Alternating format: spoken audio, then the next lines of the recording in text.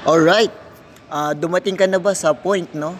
Or dumating ka na ba sa turning point na burnout ka na, yung paulit-ulit na ginagawa mo araw-araw, yung gigising sa umaga, papasok sa trabaho, uuwi ng gabi, pagod, puyat, gutom, tapos uulit na naman, papasok ng trabaho, uuwi ng bahay, pagod, gutom, puyat, yung paulit-ulit na nangyayari sa buhay mo. Pero ang maganda dyan, don't worry, hindi ka nag-iisa kasi halos lahat naman, even ako, even sila, yung mga nanonood ng video na to or nakakapanood nito, nakakapakinig nito, 100% is nakaka-relate dyan kasi ganun talaga yung nangyayari.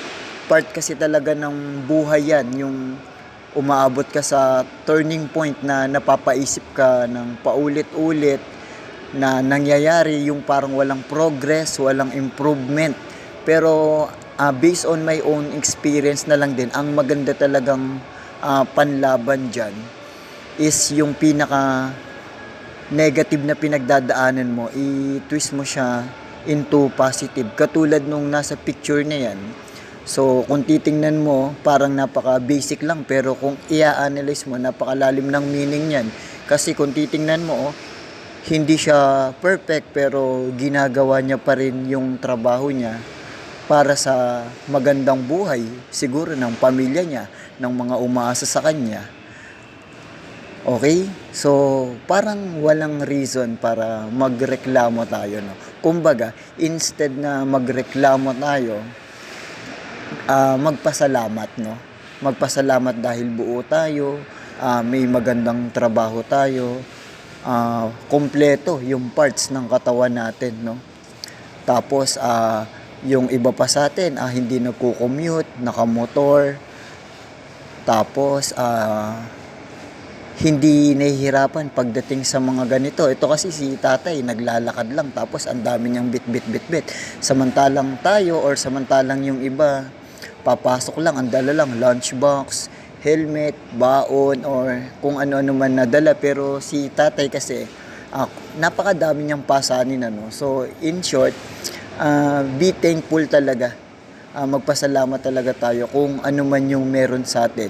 Kasi biniyayaan tayo, kumbaga napakaswerte pa rin natin kumpara sa ibang tao or kumpara sa ibang pamilya, kumpara sa ibang manggagawa. Tayo, nakapwesto tayo nasa aircon tayo, nasa mall tayo, hindi tayo naiinitan, hindi tayo nauusukan. Meron nga lang mga toxic sa paligid natin pero that's part, no?